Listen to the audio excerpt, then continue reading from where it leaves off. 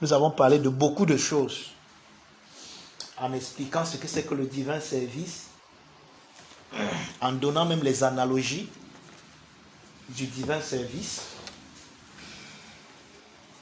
Amen. Amen.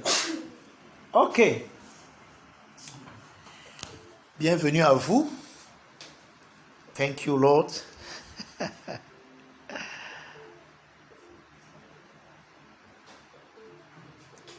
What is happening? What is happening with you? Don't disturb us.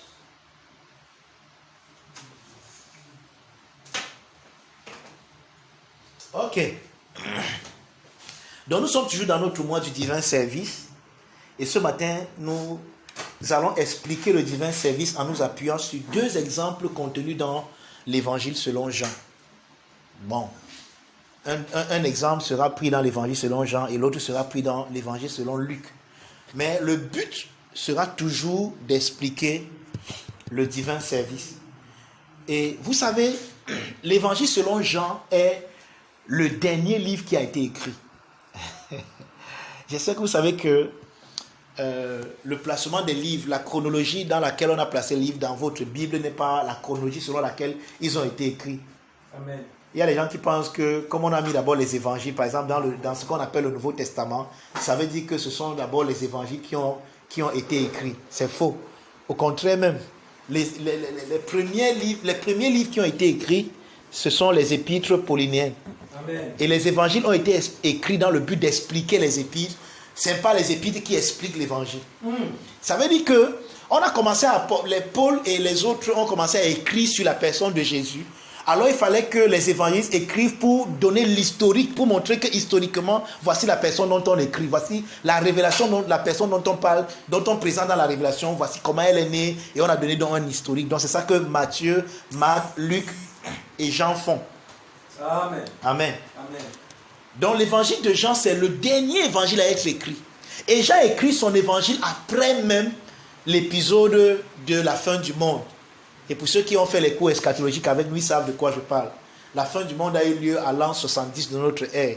La fin de ce monde-là. La fin du éon. La fin de l'âge. Amen.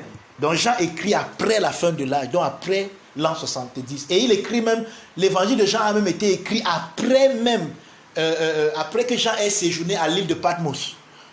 Jean a écrit l'évangile de Jean et il manquait le prologue. Et c'est après avoir prié pendant longtemps qu'il est revenu écrire le chapitre 1, le prologue de son évangile. Donc au commencement était la parole, ainsi de suite. Jean a d'abord écrit l'évangile, mais il y avait cette partie qui n'existait pas. C'est quand il priait, qu'il est venu dire que non, il y a quelque chose que je dois ajouter dans l'évangile. Donc quand vous lisez Jean chapitre 1, surtout du verset 1 jusqu'au verset 19, c'est le résultat de la prière. Il a pris des moments de prière. Et cette semaine, j'ai été étonné. Et je crois que j'ai même partagé ça dans votre page. Je ne sais pas si quelqu'un a vu, mais j'ai partagé ça dans notre groupe WhatsApp. Un homme de Dieu que j'aime. Il dit qu'il prend, il lit, oh boy, quand j'ai lu ça, je me dis que Seigneur, est-ce que nous on a déjà commencé à te servir? Bishop Oyedepo, que je donne même son nom. Amen. Il dit que quand pour lire Actes des Apôtres, donc juste lire les Actes des Apôtres, je crois, contient, ou c'est 20 chapitres, ou c'est 28 chapitres, je crois. C'est 28, n'est-ce pas? Je crois que c'est 28. Il dit pour lire les 28 chapitres d'Actes des Apôtres, il prend un jeûne de 5 jours. Donc il se met comme ça pendant, il jeûne, juste pour lire un livre de la Bible. Pendant 5 jours. Donc il s'enferme et il lit le livre pendant 5 jours, en jeûnant et en priant. Il reste dans une attitude de jeûne pour lire un livre. Et il dit qu'il y a des livres qu'il lit comme ça, en dehors des livres de la Bible. Il y a des livres qu'il lit comme ça pendant au moins 3 jours. Donc de jeûne, il prend un jeûne de 3 jours, juste pour lire un livre. Il dit que quand il voulait lire le livre d'Ézéchiel, il allait sur une montagne pendant 3 jours. Il a lu le livre d'Ézéchiel là-bas. Je les ai dit que Seigneur, le genre de consécration aussi, ce n'est pas étonnant de voir comment tu peux permettre qu'un tel homme participe dans le plan que tu as pour lui. Amen. Amen. Amen. Donc, l'épître de l'évangile selon Jean, c'est l'un des derniers livres à être écrit dans la Bible. Quand je vois comment nous ici on se bat même, on écrit les livres, les homologios, les dieuries. D'autres même ont ça, mais ils ne lisent même pas. Oh, il y a quelqu'un qui va prendre ça, il va jeûner pour lire. Et quand il va avoir les retombées, là, on va dire que oh, Dieu fait la combine. Dieu ne fait pas la combine. Amen. Dieu ne fait pas la combine. Regardez, la manifestation de Dieu dans ta vie est tributaire de la soif que tu as dans ton cœur par rapport à lui. S'il n'y a aucune soif dans ton cœur, en fait, si tu n'as pas soif, c'est un peu comme si tu es venu devant Dieu avec aucun vase, il ne va rien remplir. La grâce de Dieu est toujours en train de couler, elle ne s'arrête pas de couler. Dieu est toujours on. C'est nous qui parfois allons off et revenons. C'est nous qui sortons dans sa présence et qui nous voici encore et nous venons encore dans sa présence. Mais lui, il est toujours présent. Lui, il ne quitte pas, il ne part pas, il ne part pas, il ne revient pas. Il est toujours là. Mais c'est nous qui venons et sortons de temps en temps dans sa présence. Quelqu'un me comprend? Amen. Donc, j'étais en train d'expliquer que l'évangile de Jean, c'est un évangile qui a été écrit après. Et n'oubliez pas que Jean est celui qui a pris soin de la Sainte Vierge Marie. Parce qu'à la croix, Jésus lui a dit, femme, voici ton fils, fils, voici ta mère. Et il a pris soin d'elle jusqu'à la dormition de la Théotokos. Parce qu'il y a des gens qui pensent qu'elle n'a pas dormi, elle a dormi. Mais quelque chose de terrible s'est passé à sa dormition. Et on ne va pas parler de ça ce matin. Ce n'est pas notre but. Et je parle de Jean, pourquoi? Parce que je veux dire ceci. Pendant que Jean était avec la Théotokos à Éphèse, Luc, qui était là quand Paul a été décapité, est venu, pendant qu'il faisait ses investigations, est venu à Éphèse. Et quand Luc est arrivé à Éphèse, il est arrivé à Éphèse avec les parchemins de l'apôtre Paul. C'est comme ça que Jean entre en contact avec les écrits de l'apôtre Paul. À partir de Luc. Jean donc médite et il lit les écrits de l'apôtre Paul. Et c'est même pendant ces moments de méditation qu'à l'île de Patmos, Jean reçoit ce qu'il appelle la révélation de Jésus-Christ. Et ça, je ne sais pas si on aura le temps de voir ça le week-end prochain pendant qu'on parlait des anges. Parce que vous allez vous rendre compte, selon Apocalypse 19, que l'ange qui est venu parler à Jean, plus de la révélation de Jésus-Christ, c'est un type d'ange qu'on va certainement voir pendant qu'on va parler des anges. Amen. Et j'aimerais que vous sachiez que quand vous lisez les écrits d'un homme de Dieu, vous ne lisez pas simplement ce qu'il a écrit. Vous entrez en contact avec l'esprit de cet homme de Dieu à partir de ses écritures. Amen. Et c'est ce qui s'est passé avec Jean. Donc plusieurs théologiens disent que l'ange qui a apparu à Jean en l'île de Patmos pendant qu'il était dans son état méditatif, c'est l'apôtre Paul. Bon, on n'a pas aussi le temps ce matin de prouver cela. En ligne, vous êtes toujours là? Hein? Amen. Indiquez en disant seulement Amen, pardon. Amen. Ah, merci beaucoup, on est là. Tu m'as manqué. Amen. Ok. Donc nous avons jusqu'ici parlé du divin service. Et nous avons vu que le divin service, c'est celui qui est soumis à la nature divine qui est amour. Dieu est amour. Et le divin service, c'est le service qui est soumis à l'amour. Et Jean dit que nous avons connu l'amour en ce qu'il a donné sa vie pour nous. Cela décrit à merveille le divin service qu'il a rendu pour nous. Donc, le Seigneur Jésus est venu et il a rendu un divin service pour nous, en nous aimant au point de mourir pour nous. Et je vais vous dire quelque chose. Ne voyez jamais la mort de Jésus dans le sens de la transaction. Comme si Jésus est mort parce qu'il fallait qu'il fasse une transaction pour que le Père puisse nous aimer. Il fallait que lui donne sa vie. Non, Jésus est mort et il explique ça lui-même. Il dit qu'il n'y a pas de plus grand amour que de donner sa vie pour ceux qu'on aime. Amen. La mort de Jésus, c'est pour prouver combien il t'aime. Parce qu'il dit quelque part que qu'est-ce qu'un homme peut donner en dehors de sa vie? Il dit qu'un homme peut donner ses biens, mais personne ne peut oser donner sa vie pour l'autre. Ne voyez pas les gens qui racontent là. J'ai vu hier, il regardait l'influenceur qui est mort, et il pleurait, oh, jusqu'à faire comme si on veut tomber même dans le cercueil. Si on te met là, vrai, tu vas demander qu'on ouvre ça. Donc, toi, tu vas cogner, ouvrez, je vais sortir. Ne voyez pas les gens, personne ne peut donner sa vie pour l'autre. Maintenant, c'est vrai que, et c'est là où je vous dis que Dieu, quelque part, là, a fait une combine. Je connais des mamans qui peuvent donner, en fait, qui donnent même leur vie pour leurs enfants. Quelqu'un me comprend? C'est-à-dire que sa vie ne devient rien. Elle accepte souffrir pour le bien de l'autre, de son enfant. Oui, ça existe. Mais la chose la plus précieuse que quelqu'un a, c'est sa vie. Et rares sont ceux qui peuvent donner leur vie. Et c'est Paul qui écrit ça. Et Paul explique que, et peut-être même si quelqu'un donne sa vie, il peut donner sa vie pour un homme juste. Mais qui peut donner sa vie pour un péché? C'est-à-dire que tu vois quelqu'un là qui est venu la voler, il t'a fait du mal, il t'a tellement vilipendé, il t'a spolié. Et on dit qu'on est en train de le tuer, on dit que qui peut le remplacer? Toi, tu peux aller le remplacer. On dit que oui, quelqu'un peut encore même donner sa vie pour un homme de bien, mais pas pour un pécheur.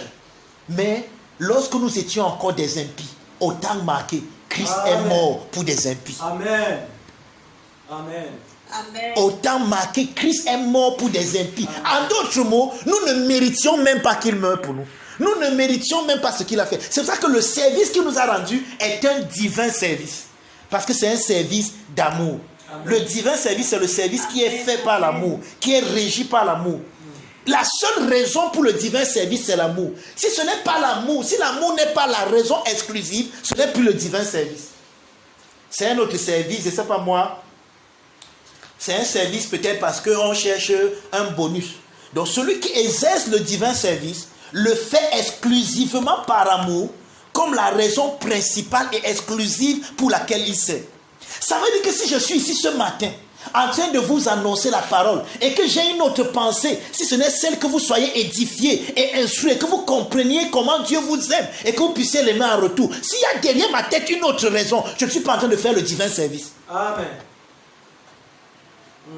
Si par exemple je prêche pour que vous sachiez que non, le docteur Mangwa est le seul prédicateur qui existe à Douala. Si par exemple j'enseigne pour vous épater, pour vous ébahir. Si par exemple j'enseigne pour une autre raison que celle de vous édifier afin que vous compreniez que vous êtes aimé et que vous puissiez aimer en retour. S'il y a une autre raison dans mon cœur, alors ce n'est pas le divin service que je suis en train de faire ce matin. Amen.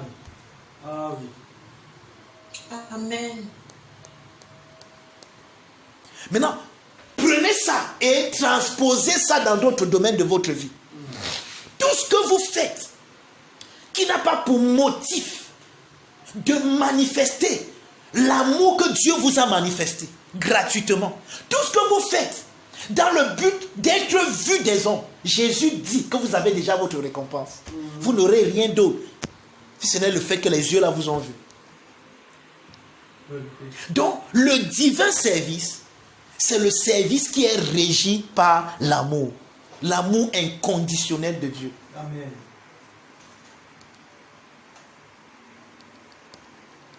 Donc quand ce n'est pas l'amour, ce n'est plus le divin service. Maintenant, voici l'un des problèmes que nous avons avec le divin service. C'est que lorsque tu commences à marcher et à vivre en servant les gens divinement, en manifestant l'amour de Dieu, ceux qui ont une pensée charnelle et dont le cœur n'est pas influencé par l'amour de Dieu vont te taxer de fou. Vont te taxer de mboutouk. Vont te taxer de bête. Vont te taxer de mboutman. Ils vont dire que tu as perdu la raison. Et certains d'entre eux, dans cette folie-là, vont vouloir t'utiliser ou même te piétiner ou même te vilipender.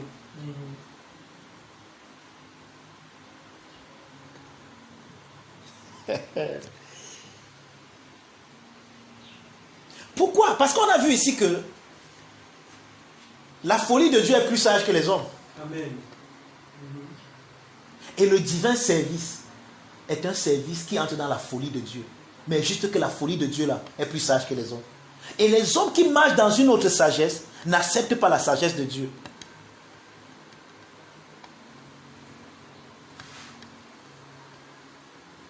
Mais vous savez, je vais vous dire quelque chose, bien aimé. Il n'y a que le divin service qui peut vous faire expérimenter ce qu'on appelle la vraie puissance de Dieu.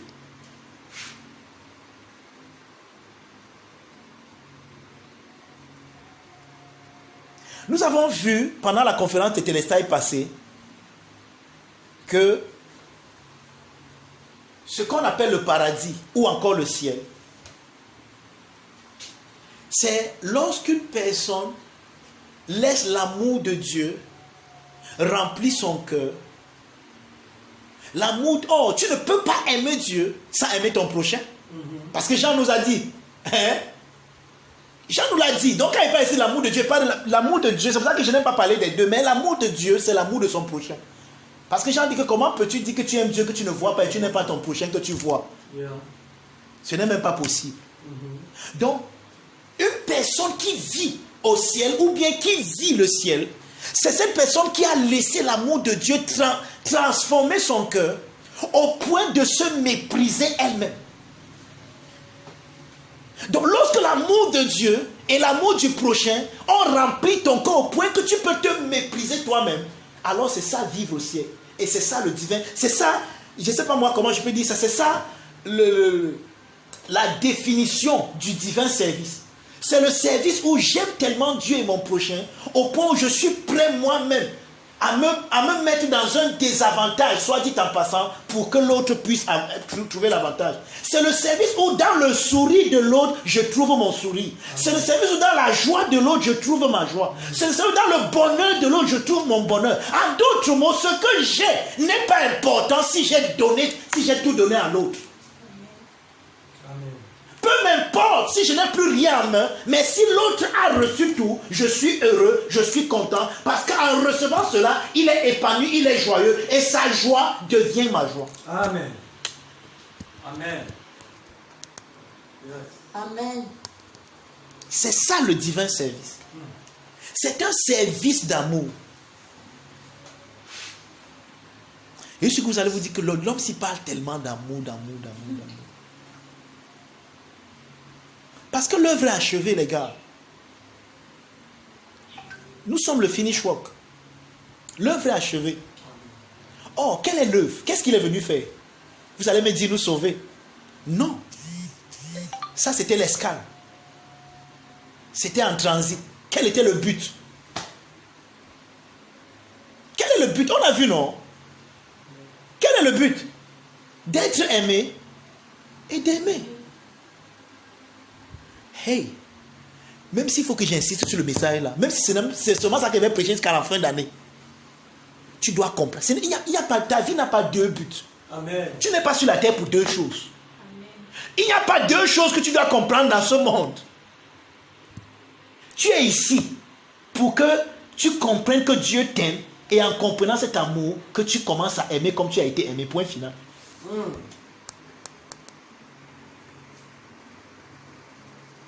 Tout ce que nous faisons autour, c'est pour atteindre l'objectif là. Voilà le but. Non, docteur, tu ne comprends pas. J'ai toujours prié. Je veux connaître c'est quoi ma destinée. Dieu m'a même destiné à quoi? Oh, moi je suis un évangéliste. C'est pas ça ta destinée. Évangéliste international, c'est le transit pour atteindre ta destinée. Amen. Nous n'avons pas de différentes destinées. Amen. Le but de Dieu pour nous tous est le même, mais c'est le plan qui diffère. Pour moi, le but de Dieu, pour que le but de Dieu s'accomplisse dans ma vie, le plan c'est que je suis docteur. Je passe par ce que je fais là maintenant. C'est ça le plan, mais ce n'est pas le but. Je ne suis pas né pour enseigner. Ah, là, je me corrige moi-même parce qu'avant, je disais ça.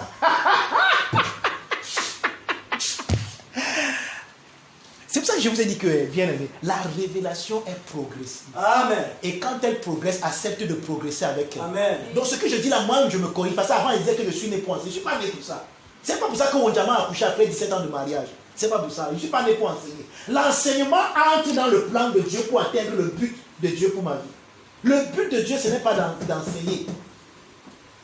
C'est pour ça que, et c'est ce qu'on va voir tout à l'heure, si j'enseigne, et que dans mon enseignement, ce n'est pas l'amour inconditionnel de Dieu qui me conduit et qui me guide, j'aurai un problème.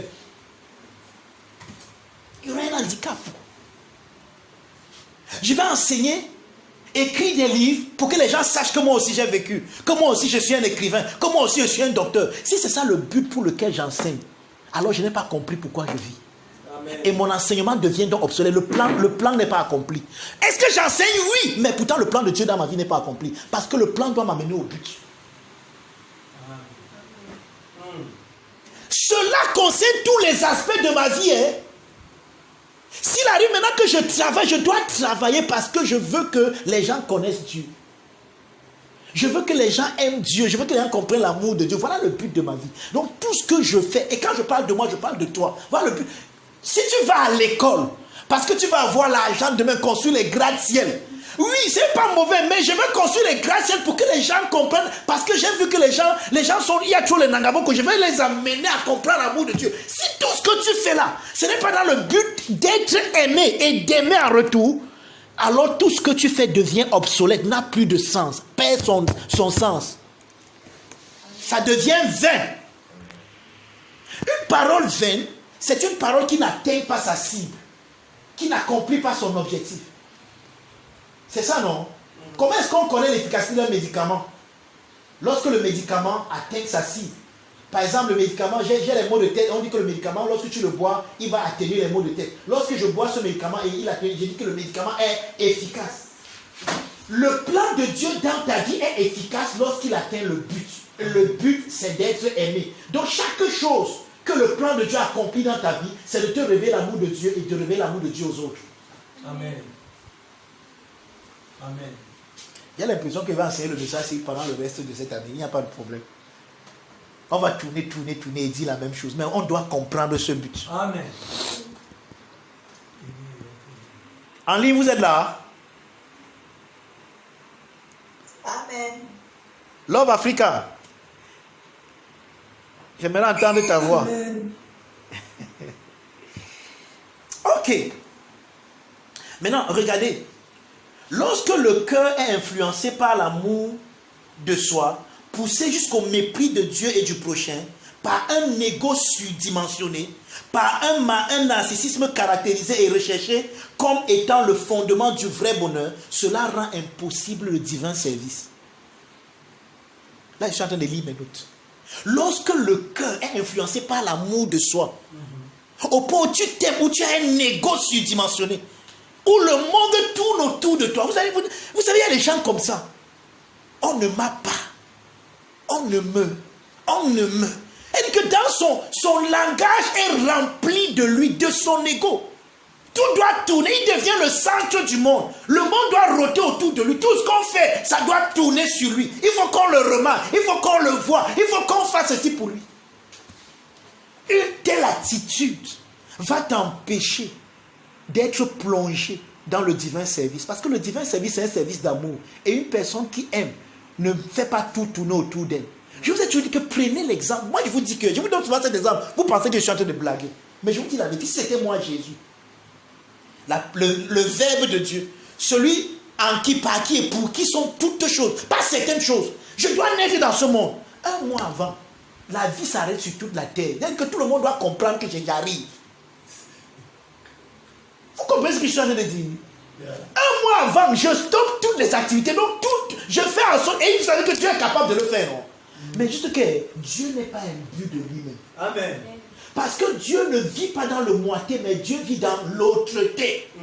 Et c'est quoi l'autre-té? C'est que le Père dit au Fils que Fils, je t'exalte parce que je ne suis que par toi. Le Fils dit au Père, Père, je t'exalte parce que je ne suis que par toi. Amen. Et c'est en toi, mon Fils, que je découvre ma paternité. C'est en toi, mon Père, que je découvre ma filiation. Dieu vit dans l'autre-té et non dans le moitié. Amen. Dieu est la personne la plus humble qui existe. En fait, quand je dis même que la personne la plus humble, je suis encore en train de donner juste une analogie. Dieu est l'humilité incarnée. Regardez à la résurrection. L'apôtre Paul nous dit dans le livre, dans son épître aux Éphésiens, que Dieu a déployé, la puissance que Dieu a déployée pour rester Jésus d'entre les morts, dépasse même ce qu'il a déployé pour créer les mondes, tout ce qui existe. Mais vous savez comment s'est passée la résurrection de Jésus? Jésus est resté jusqu'à aujourd'hui. Il n'a apparu qu'à 500 personnes qui croyaient en lui. Je dis souvent que si Dieu était comme nous, les hommes qui veulent se faire voir là, non, même à la résurrection, il me faisait voir. Donc, je partais rester au ciel. Donc, je restais seulement dans les airs à Jérusalem comme ça. Et je parlais comme voici. Et tous ceux qui m'ont crucifié tombent, ils meurent. En fait, si Jésus était comme dans nos églises aujourd'hui, c'est que quand il est ressuscité, il devait dire, back to the sender.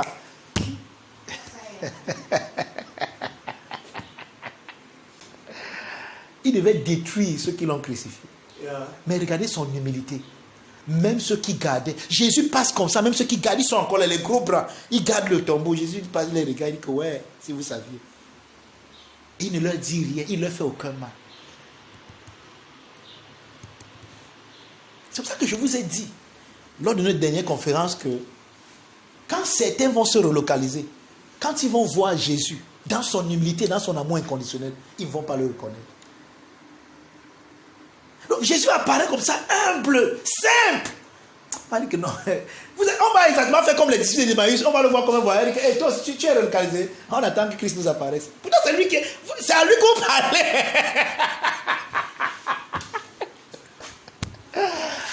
Oh boy, help us, Lord. Quelqu'un me comprend? Maintenant, regardez.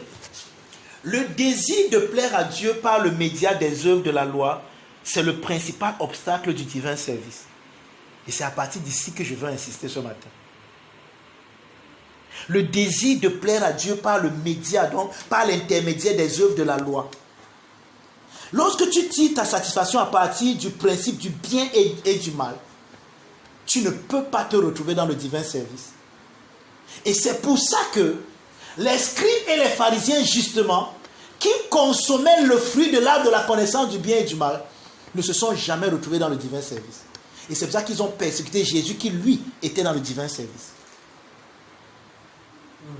Donc l'un des obstacles principaux du divin service dont nous sommes en train de parler, ce sont les gens qui consomment le fruit de l'arbre de la connaissance du bien et du mal. C'est quoi le fruit là?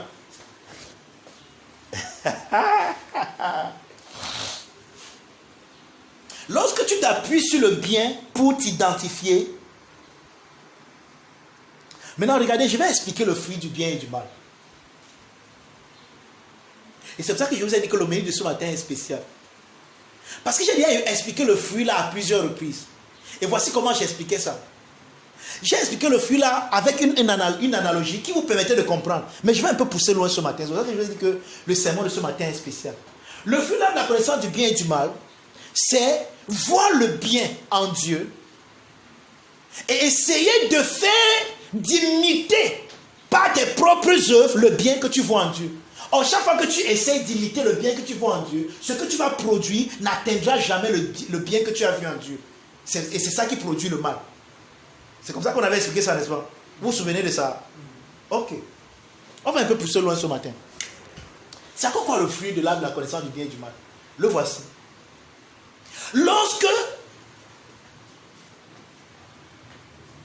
ce que tu fais ou ce que tu as, lorsque tu dérives ton identité de là, cette identité que tu dérives à partir de ce que tu as fait ou de ce que tu as devient le mal. Ou alors est le mal.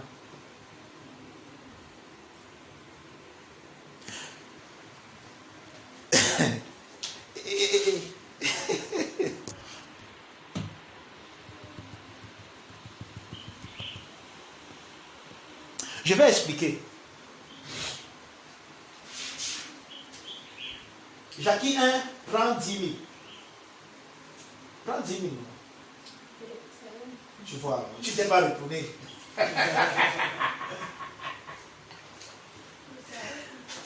Maintenant, tu vois, imaginez-vous que je donne 10 000 à Jackie, je donne 20 000 au pasteur Franck, je farote.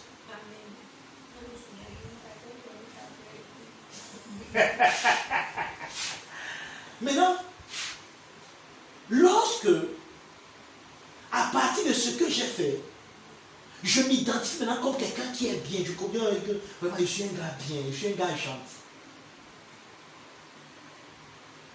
Je suis en train de dériver mon identité à partir de ce que j'ai fait, que je qualifie de bien. Et je dis maintenant que je suis vraiment gentil. Dès que je fais ça, cette identité que j'ai dérivée de ce que j'ai fait est ce que la Bible appelle le mal. Amen. C'est mal pourquoi? Parce que directement, ça va me donner de juger quelqu'un d'autre qui ne pense faire. C'est vrai que cette identité erronée, elle est mal. Parce qu'elle va me donner de juger quelqu'un d'autre que je pense ne fait pas. Elle va dire que je ne suis pas comme Franck. Lui, il n'est pas un garçon gentil.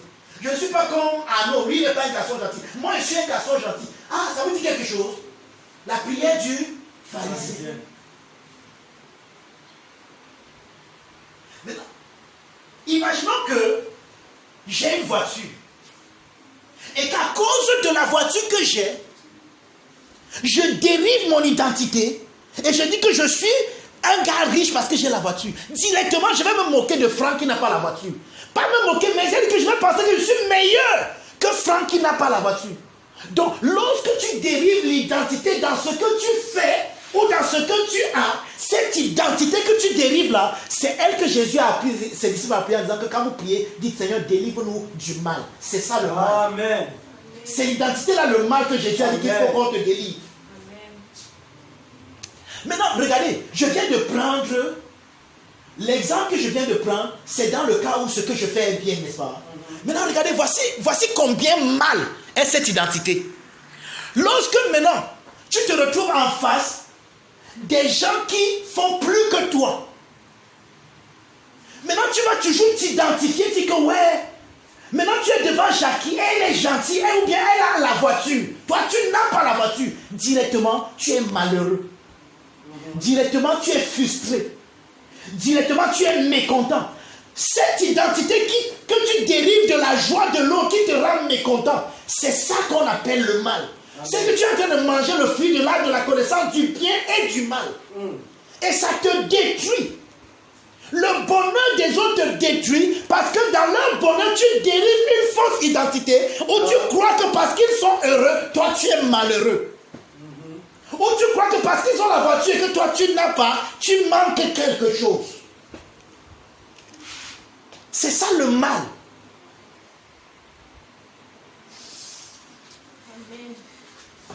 Oh boy, thank you Lord Jesus. Amen. Amen.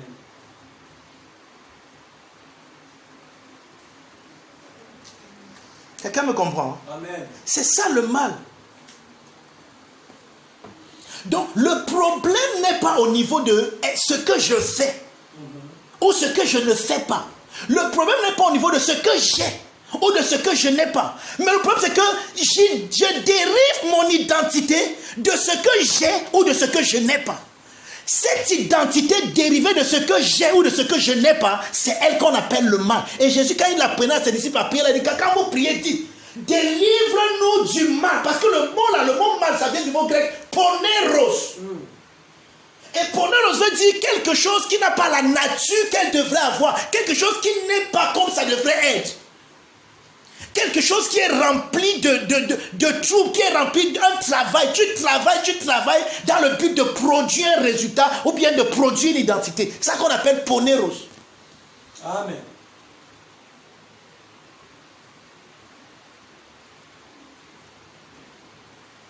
Donc le problème n'est pas parce que j'ai fait. Prenons le cas du pharisien. Oh Dieu, je te rends grâce de ce que je ne suis pas comme les autres. Est-ce que le problème c'est qu'il n'est pas comme les autres? Est-ce que le problème c'est que je ne suis pas adultère? Oui, c'est bien, tu ne commets pas l'adultère. Mais dans le fait de ne pas commettre l'adultère, ce n'est pas l'amour, ce n'est pas un service, un divin service, parce que ce n'est pas parce que... Prenons même ce cas. Prenons le cas là. Voici le téléphone certainement du pasteur Franck, n'est-ce pas? Et il a négligé. Et moi je viens, je protège. Qu'est-ce qui me fait protéger le téléphone? Protéger, vous comprenez mon langage, non? Ici, il parle comme les Camerounais. Protéger veut dire voler. Si quelqu'un a mis là qui ne connaît pas les Camerounais, donc moi je protège, je vole son téléphone. Pourquoi je vole son téléphone? Parce que je ne connais pas que je suis aimé de Dieu et que je ne reflète pas le même amour inconditionnel de Dieu. Parce que si je savais qui je suis, si je savais que Dieu m'aime, je comprendrais que ma vie ne dépend pas d'un téléphone que j'ai ou que je n'ai pas. Amen. Donc même si je n'ai pas le téléphone et que j'ai la possibilité de l'avoir, mais dans des manières louches, je ne l'aurai pas. Au contraire, je prendrai ce téléphone et je vais donner à un, tiens, tu as abandonné ton téléphone, si le voici, si je te le donne. Pourquoi je le lui donne? Pas parce que je suis trop gentil. Pas parce que je délivre, je veux dire maintenant Dieu, non, non. Je le lui donne parce que j'ai compris que Dieu m'aime et j'aime de l'amour de Dieu. Parce que j'aimerais que si moi-même demain j'ai un téléphone et que je le néglige, que quelqu'un le prenne et me le remette. Et comme j'aimerais qu'on me fasse à moi, si je fais à la même personne par amour, en ce moment ce que j'ai fait c'est un divin service. Amen. Amen. C'est un divin service. Mais voici là où ce n'est pas un divin service. Je vois le téléphone. Tu sais qu'il est interdit, tu ne voleras point, non, tu ne voleras point. Donc ne vole pas, ne vole pas, ne vole pas. Pas dans le téléphone, je prends le téléphone. Je pars dans la femme. Je n'ai pas fait un divin service. Ah, ok. Maintenant, il fallait que j'explique ça. Vous comprenez ça, hein? Amen. Donc, le divin service n'est pas dans ce que je fais ou je ne fais pas. Le divin service est dans le motif de pourquoi je fais et pourquoi je ne fais pas. Amen. Et le seul motif du divin service, je l'ai dit avant, c'est l'amour agapé, l'amour inconditionnel. Je remets le téléphone parce que j'ai compris que Dieu m'aime. Je remets le téléphone parce que j'aime franc de l'amour de Dieu. En ce moment, c'est le divin service. Mais si je fais ça parce que tu ne voleras point, tu ne voleras point, donc je m'en fous de franc, lui-même il ne m'intéresse pas, mais ce qui m'intéresse, ce sont mes commandements, ce sont mes lois. En ce moment, ce n'est pas le divin service. Amen. Amen. Ah, boy, thank you, Lord. Il ne sait pas. Est-ce qu'on me comprend? Ooh, glory. Thank you, Lord Jesus.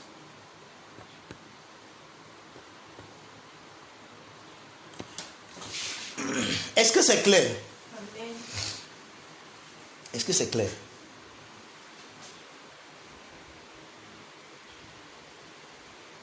C'est pour ça que un gars comme Pierre a toujours eu mal à s'en sortir avec Jésus. Pourquoi? Pierre était un garçon qui était rempli de lui-même. Prenons un premier exemple. Dans Matthieu 16, Jésus amène ses disciples à Césarée de Philippe. Et il leur pose une question. Qui dit-on que je suis? Moi, le Fils de l'Éternel. Moi, le Fils de Dieu. Et ils ont donné une réponse. Mais Pierre a donné une réponse. Et à cause de sa réponse, Jésus l'a singularisé. Et lui a dit, tu es heureux, Simon, fils de Jonas. Ce n'est pas la chair et le sang qui t'ont enlevé, mais c'est mon Père qui est dans les cieux. Et je te dis que tu es Pierre. Et sur cette pierre, je bâtirai mon église. Et les portes du séjour de l'enfer ne prévaudront point contre elle. Directement, Pierre n'ayant pas compris que Jésus vient de lui expliquer que ce n'est pas la chair et le sang, c'est mon Père qui est dans les cieux qui t'a donné ça gratuitement. Amen. Qui a commencé à gonfler. Et quelques temps après, Jésus commence à leur dire que, vous savez, il faut que le Fils de l'homme meure, il faut qu'il j'aille à Jérusalem, que je meure. Pierre, maintenant, comme il sait que maintenant il a grandi. Donc maintenant, lui, au lieu de comprendre que la révélation de Dieu doit l'humilier, lui maintenant il pense que je suis un big, I am a big man now. Donc maintenant, il a un big shop, une grande boutique. Donc maintenant, il a un big shop, une grande boutique. Il appelle Jésus. Il dit que viens, Yeshua, viens. Vous savez, c'est écrit. On dit qu'il Pierre réprimande Jésus. Ça veut dire réprimander. Et les mots là ne blaguent pas. Pierre a dit que Dieu ne plaise, ne parle plus comme ça, Yeshua. Tu ne sais pas que je sais que tu es le Fils de Dieu. Tu n'as pas vu ce qu'il a dit là tout à l'heure. Comment tu ne mourras pas. Jésus qui a identifié, dit que tu sais quoi? Arrière de moi, Satanas. Arrière de moi, à Satan. Arrière de moi, opposant. Car tes pensées. On va expliquer ça samedi à la conférence, au séminaire des terrestres. Amen. Lorsqu'on va parler de la chute des anges, c'est quoi les démons? Tes pensées ne sont pas vers les choses de Dieu, mais vers les choses des hommes. Amen. Quelqu'un qui pense toujours aux choses humaines. Comment je dois faire pour avoir, comment je dois faire. C'est quelqu'un qui est déjà disqualifié pour le divin service. Amen. Wow. Et c'est ce que Jésus explique à Pierre. Wow. Tes pensées ne sont pas aux choses de Dieu, mais aux choses des hommes. C'est pour ça que tu es un Satanas. C'est pour ça que tu t'opposes au plan de Dieu pour moi. Un autre épisode. Un jour, Jésus, il est prêt à partir. Et il a senti, il dit que je vous dis pour vous tous que je serai une occasion de chute pour vous tous, car il est écrit. frappe le berger et les brebis vont se disperser. Et les gars sont tristes. Mais il y a un qui se lève. Pierre. Seigneur Jésus, j'ai quelque chose à dire. Oui, parle, Pierre. Je vais te dire que quand ils regardent les gars, tout ça c'est des poltrons, c'est même des femmes. Ils peuvent tout te laisser, mais moi, je ne t'abandonnerai jamais, je ne te délaisserai jamais. Jésus dit que ouais, Pierre, j'ai prié pour toi. Il dit que le diable vous a réclamé pour vous cribler comme le fourment. Mais j'ai prié pour toi, quand tu seras affermi tes frères. Il dit que je te le dis en vérité, avant que le corps méchant s'ébute, tu vas me trahir. Puis que moi, Seigneur, je ne suis pas seulement prêt à te suivre, je suis même prêt à mourir pour toi. Ok. Maintenant, je vais vous poser une question. Vous pensez que Pierre était en train de blaguer? Non. Il croyait ça de lui-même. Il se croyait tellement fort. Il croyait qu'il est capable de servir Dieu. Il croyait qu'il est capable d'aimer Dieu. Pourquoi? Parce que justement, Pierre mettait ses efforts personnels dans le service de Dieu et il était en train de manger l'arbre de la connaissance du bien et du mal.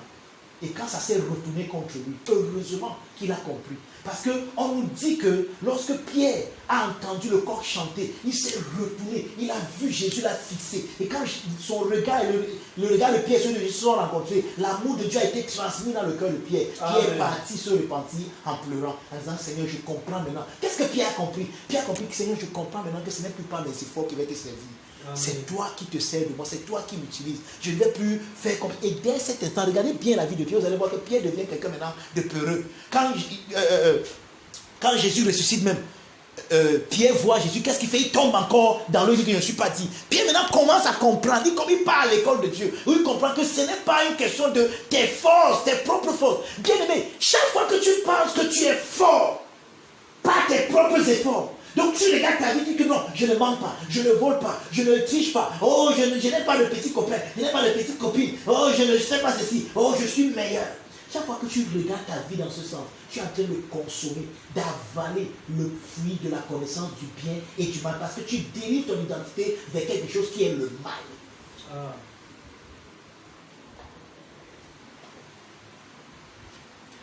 Maintenant, il faut que j'équilibre ça. Est-ce que je suis en train de dire que je ne dois pas être fier de ne pas mentir? C'est pas ce que je suis en train de dire. Mais ma fierté de ne pas mentir n'est pas dans le fait que moi je ne mente pas, mais dans le fait que celui qui est la vérité habite en moi. C'est ça que pour dire quand vous réjouissez-vous dans le Seigneur. Amen. Je suis pas en train de dire parce que maintenant quelqu'un va me comprendre, il va dire que maintenant le docteur va nous dire que non, je ne peux plus donc me réjouir, je ne peux plus être fier de ce que le Seigneur fait dans ma vie. Non, c'est pas ce que je suis en train de dire. Au contraire, sois très fier de ce que le Seigneur a accompli dans ta vie, parce que ses œuvres dans ta vie sont extraordinaires et merveilleuses. Amen.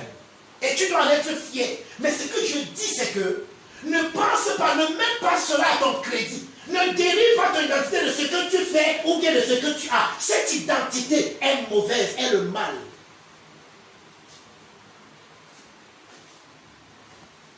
Quelqu'un me comprend? Amen. Cette identité est le mal. Ne dérive pas ton identité de ce que tu fais ou bien de ce que tu as. Thank you, Father. Amen. Oh, thank you, Lord. Jean 8, verset 1 à 11. Prenons le premier exemple. Jean 8, verset 1 à 11.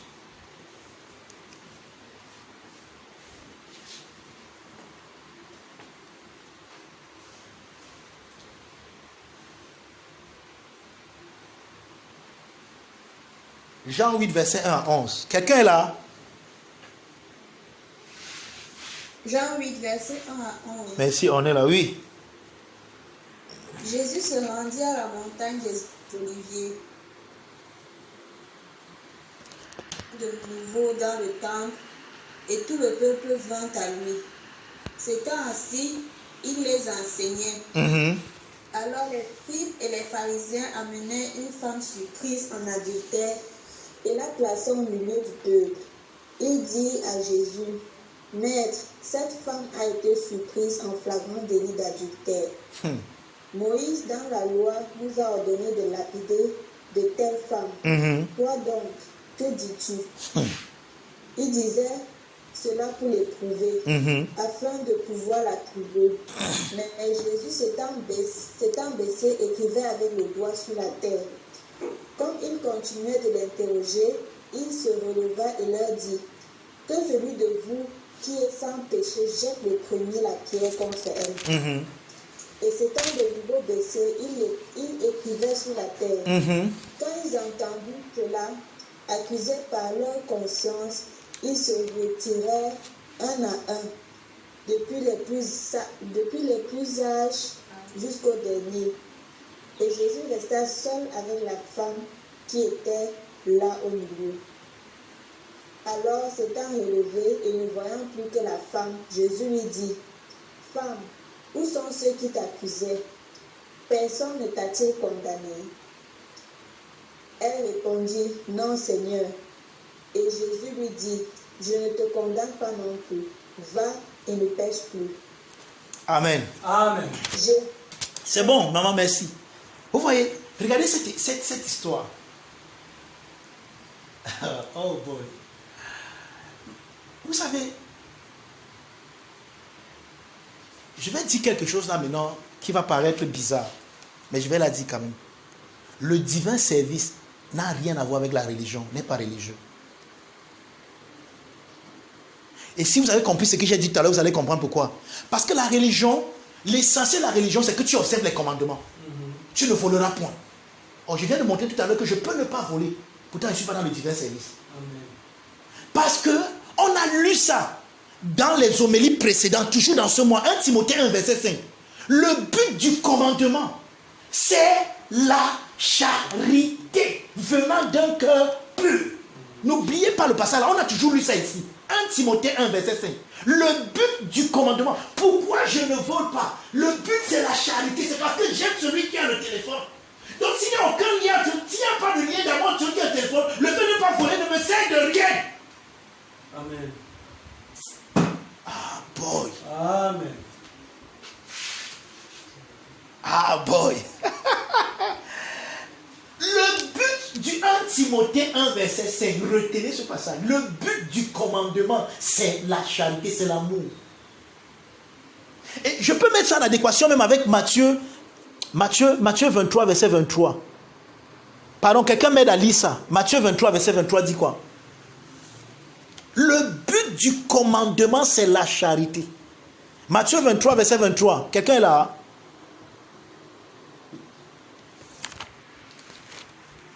Personne n'a trouvé. Matthieu 23, 23. Personne n'a trouvé. Matthieu 23, 23. Oui.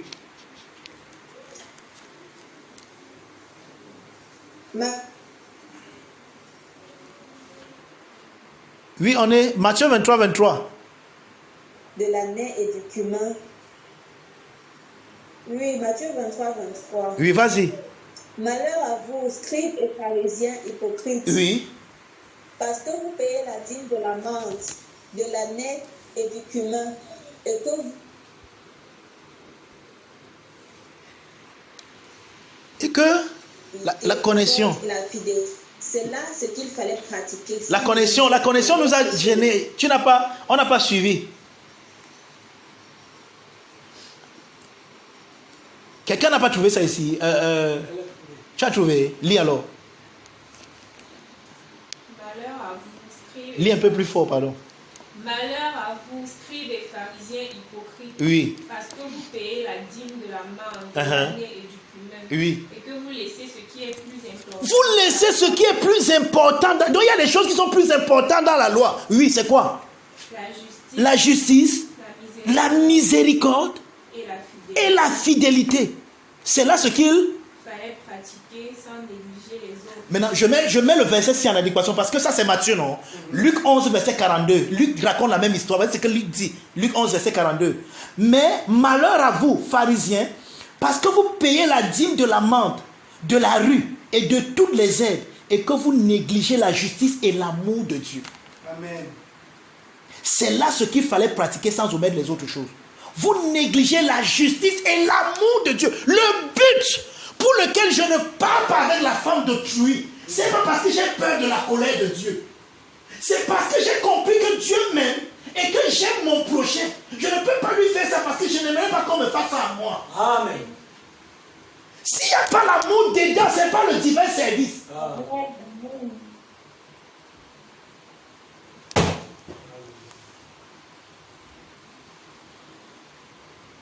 Le but pour lequel je ne mens pas, c'est pas seulement parce que j'irai en enfer si je mens. Je vous dis quelque chose, je m'en fous de l'enfer. Je ne mens pas parce que la nature de la vérité habite en moi. Et quand je mens, je souille ma nature. Deuxièmement, Dieu m'aime et le Dieu qui m'aime est vérité. Et quand je dis la vérité, ça aide les gens. Mon but, c'est d'aimer. Je vais vous déranger. C'est pour ça que quelqu'un a même dit ce qui paraît un mensonge, mais comme ça a aidé les gens, Dieu ne l'a pas puni. C'est là. Pourquoi? Vous ne connaissez pas? Abraham a dit que Sarah c'était sa soeur. Parce qu'il fallait préserver sa vie. Et Dieu a plutôt puni celui qui voulait prendre sa femme là. Pas celui qui a menti. Soit dit en passant.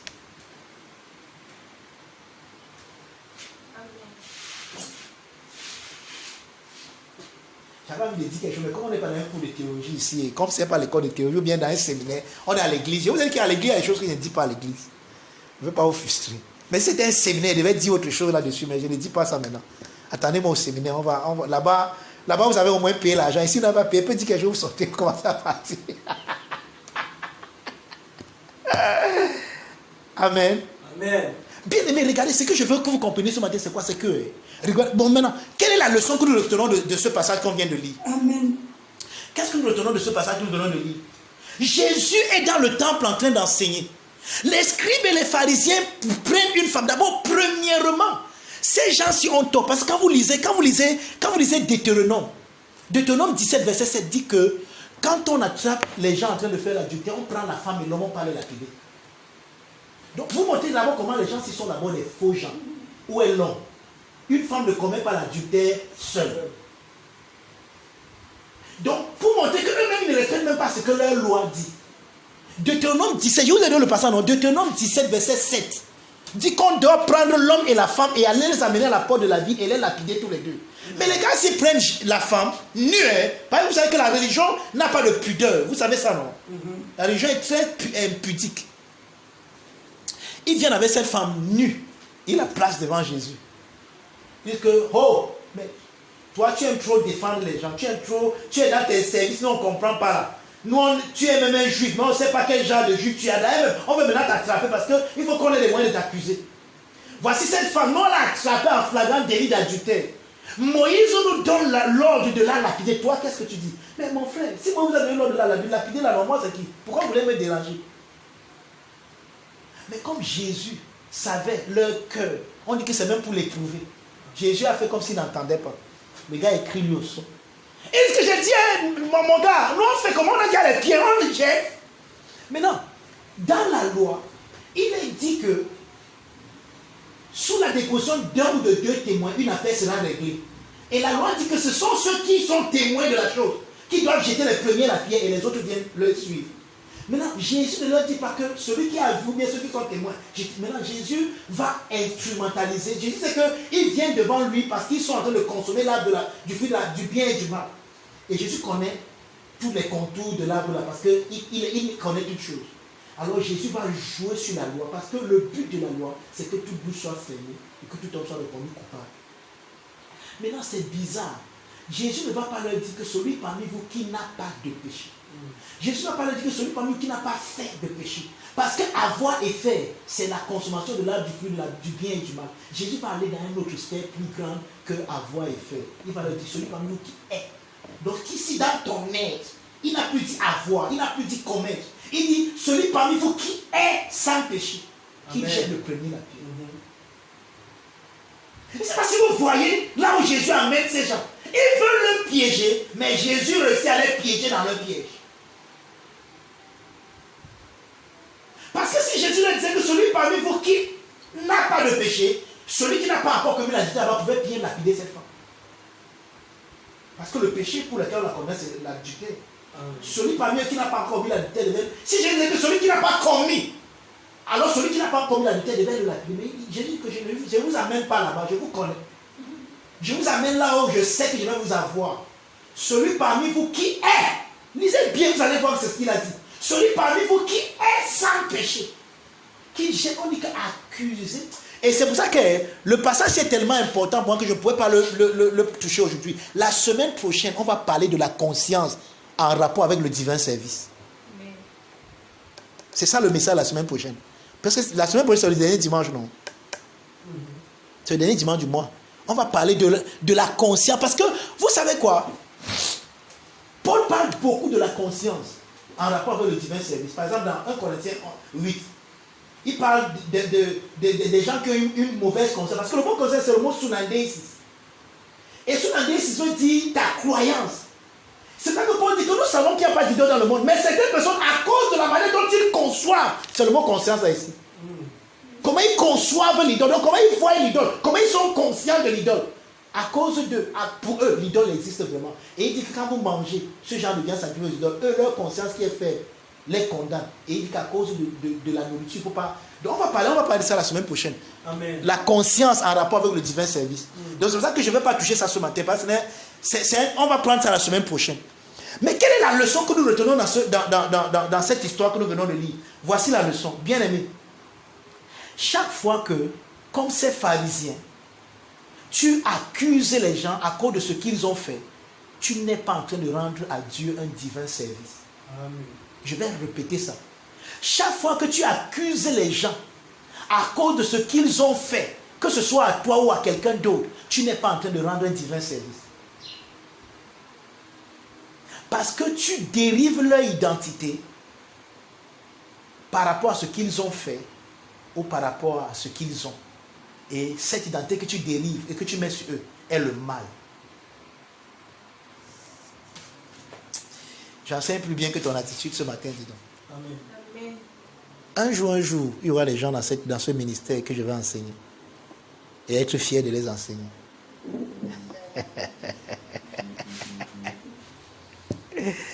Le fait que tu vas enseigner en transpirant. Je souffre quand je vous enseigne. Parce que je me pose mille et une questions. Est-ce qu'ils me comprennent? On comprend.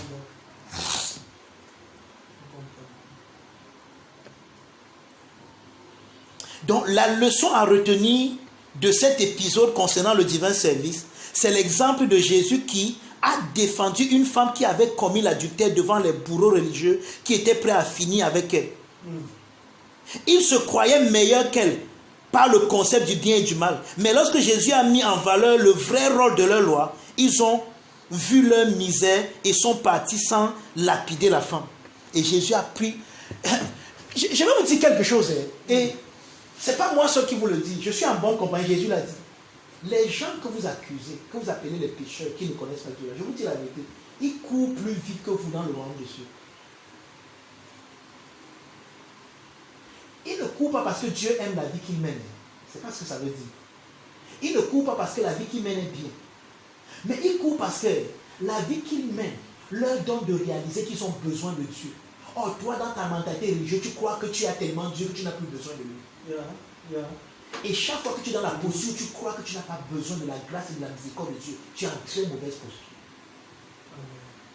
Et c'est ça le problème que la religion peut produire dans ton cœur. Jésus appelle ça en riant.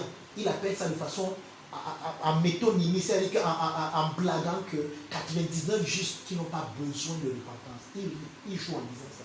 Il dit qu'il y a la joie aussi pour un seul pécheur qui se repent que pour 99 justes qui n'ont pas besoin de repentance. Chaque fois que tu veux dans la position où tu penses que tu n'as pas besoin, le mot repentance veut dire changement. Quand tu crois que tu es déjà ce qu'il fallait que tu sois et que tu n'as pas besoin de changement, tu es en très mauvaise posture. Et c'est ça, la fierté que la religion apporte dans le cœur de l'homme. Tu penses que parce que tu es évangélisé, tu penses parce que tu es enseigné, parce qu'on t'appelle le docteur Mamran, tu penses que tu es déjà arrivé. Et tu méprises ceux qui ne sont pas comme toi. Tu méprises les autres. Tu dis que regarde-moi les gens, ils n'ont même pas encore découvert le plan de Dieu pour leur vie. Moi, je suis le docteur. Moi, j'enseigne. Chaque fois que tu es dans cette posture, fais très attention. Parce que même le bandit, je dis le bandit là, il est en train de courir. Si on vous met dans la couche pour le royaume des cieux, le gars est déjà loin. Toi, tu es loin ici derrière. En train de... Tu es bien essoufflé. Ta religion t'essouffle. Tu dois jamais te mettre dans la posture, oh Seigneur, vraiment, je te rends grâce, je ne suis pas comme les autres, je suis déjà arrivé, je suis saint, je suis pur, je ne mens pas, je ne vole pas. Et tu dérives ton identité de ce que tu fais, de ce que tu as. Vraiment, regardez, moi j'ai l'argent. C'est pour ça que vos influenceurs, permettez-moi de parler un peu de ce matin, que vous prenez comme des modèles, qui passent leur temps à étaler ce qu'ils ont, à étaler ce qu'ils n'ont même pas, à se faire les clashs, les buzz, pour vous faire dépenser vos mégas. Et vous les enviez. Ça, c'est, vous enviez le mal. Le mal pas à cause de ce qu'ils font, le mal parce qu'ils dérivent de ça leur identité. Et ils vivent avec des identités erronées. Et qu'ils prennent, et la jeunesse aspire à ça. Oh, je vais être comme Beyoncé, je vais être comme Kardashian. Donc, je regardais un concert, mon frère, je ne sais pas le nom de la femme, une artiste. Elle est venue faire le concert nue. Pas nue, elle avait mis une robe qui arrivait ici. Et elle permet de se courber. Je sais que vous voyez de quoi je parle. Pour ceux qui regardent les... Je dis que mon Dieu, les gens ont mis sa main pratique de remplir les... Je dis que mon Dieu, et c'est elle, on prend. C'est tous les... Il faut voir les gens étaient là. Oh, les gens, tout le monde veut, c'est elle. Elle est nue. Et vous pensez que c'est anodin? Non. Elle vous montre sa vidéo, vous pensez que c'est anodin. C'est pas anodin. Regardez ça bien, vous pensez que c'est une joke. C'est pas une joke. Payez. Il faut qu'on ait le temps où tu vas encore expliquer les énergies là ici au ministère. Vous payez, ne pensez pas Joe. Ouvrez les yeux, vous passez, elle vient, elle vous aime très bien, vous êtes sa dignité. Jusqu'à vous prenez les caméras, vous filmez, vous êtes fiers, vous regardez, c'est pas, vous payez pour ça. En fait, c'est pour ça qu'elle est star. Elle prend vos énergies pour s'élever comme elle s'élève là. C'est pas Joe. Ah, si la jeunesse savait. Si la jeunesse savait. Donc, parce qu'elle vous aime trop. Elle met une petite jupe, elle vient nue. Et jusqu'à, au lieu même de cacher, elle danse. Jusqu'à vous, elle vous sortez, que vous filmez, vous dites que ce n'est pas gratuit. C'est pas, vous payez. Vous ne savez pas seulement, vous payez. Vous payez pour ça, vous payez. Même pas gratuit. Donc le divin service. Maintenant, est-ce que Jésus a défendu cette femme parce qu'il aimait la vie qu'elle menait? Non. Jésus l'a défendue par amour. Jésus a pris sa défense malgré ce qu'elle a fait. Jésus savait que la femme si est plus grande que ça. Et il a pris sa défense. C'est ça le divin service. Le divin service, ce n'est pas de jeter ceux qui ont commis le mal en pâture. Ce n'est pas de jeter l'enfant, comme on dit souvent en France, avec l'eau du pain. Mais c'est de faire, c'est d'embrasser l'enfant avec ses caca et de jeter l'eau du bain après. C'est pour ça qu'il faut toujours faire la différence entre le pécheur et le péché, soit dit en passant. C'est pas parce que quelqu'un a menti que tu vas le taxer de menteur. C'est pas parce que quelqu'un a volé que tu vas le taxer de voleur. Parce que toi-même tu voles. Mais à ton niveau.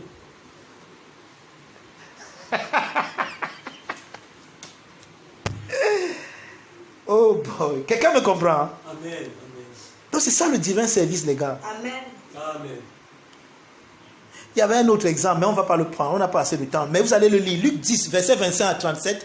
Ça parle de... C'est l'histoire du bon samaritain. Il y a un docteur qui est venu voir Jésus et il lui a dit, Maître, qu'est-ce que je dois faire pour hériter le royaume de Dieu? Jésus dit que tu sais ce qu'il faut faire, non? Qu'est-ce qui est écrit dans la loi? Il dit, tu aimeras le Seigneur ton Dieu de tout ton cœur, de toute ton âme, de toutes tes forces, tu aimeras ton prochain comme toi-même. Jésus dit, ok, tu as bien répondu, va donc faire ça et tu vivras. Maintenant on dit que c'est temps pour éprouver Jésus. Je ne sais pas comment les gars sont malades. C'est parce que les gars s'y avaient, c'est pas qu'ils prenaient Jésus pour qui? Ils venaient toujours l'éprouver. On dit que pour éprouver Jésus, il lui pose la question, c'est qui mon prochain? Oh, c'est pas lui qui a parlé du prochain. C'est pas Jésus qui a parlé du prochain. C'est lui. Il est venu dire à Jésus, Seigneur, qu'est-ce que je dois faire pour hériter le royaume?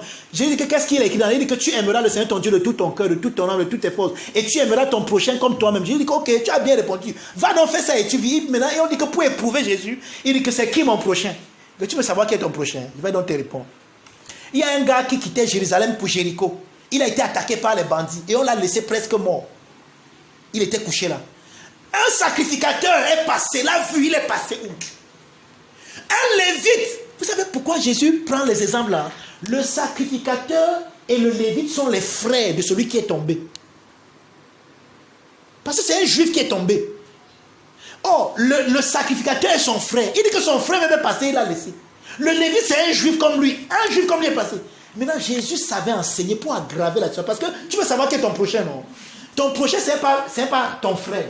Ce n'est pas celui qui t'aime. Il dit qu'un Samaritain passait par là.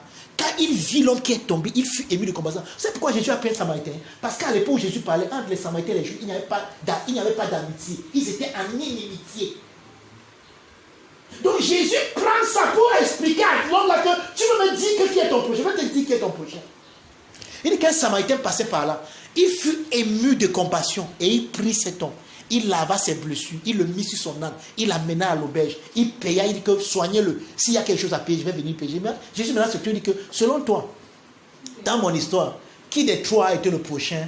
Et le juif était obligé d'ouvrir la bouche et de dire que donc mon prochain c'est le Samaritain. En d'autres mots, mon prochain c'est celui que je pense qu'il est mon ennemi. Mais parce que l'amour de Dieu, on dit que ému de compassion. Donc partout où je peux manifester la compassion, l'amour de Dieu, je suis face à mon prochain. Amen. Maintenant, je vais te poser la question. Cet homme que tu détestes parce qu'il t'a fait quelque chose, est-ce que tu peux lui manifester la compassion? Tu peux avoir pitié de lui? Regardez, Jésus a dit de ceux qui le crucifiaient, Père, pardonne-leur, car ils ne savent pas ce qu'ils font. Si tu comprenais que la personne qui t'a fait du mal là ne savait pas ce qu'il faisait, même si lui-même il pensait, dès que quand il dit qu'il ne sait pas ce qu'il fait, c'est pas pour penser que Jésus t'avait dit que les gens, si ils étaient en train de faire ça, ils étaient aveugles. Les gars mettaient les gros clous, ils faisaient ce qu'ils faisaient, mais ils ne savaient, ils étaient dans l'ignorance, dans l'obscurité. Parce que s'ils étaient éclairés, s'ils marchaient dans la lumière, ils devaient comprendre que ça, c'est le Fils de Dieu. On ne peut pas faire ça à un Fils de Dieu. Donc la personne qui t'a fait du mal ne sait pas ce qu'elle fait. Est-ce que tu penses que cette personne mérite que tu aies pitié d'elle, que tu lui pardonnes? Oui. Alors, c'est ton prochain.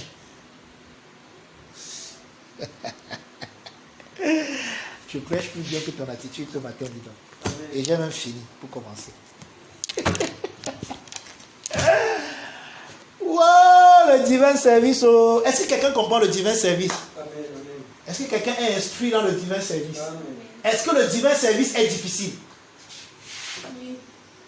Voilà. Si tu disais non, je vais te dire que tu n'as rien compris. En fait, ce n'est même pas difficile, c'est impossible. Humainement parlant, je ne sais pas pourquoi je m'efforce à vous le dire chaque dimanche. Humainement parlant, nous ne pouvons pas rendre le divin service. C'est impossible. C'est impossible d'aimer les gens qui te font du mal. Naturellement, tu as un penchant de leur faire du mal aussi.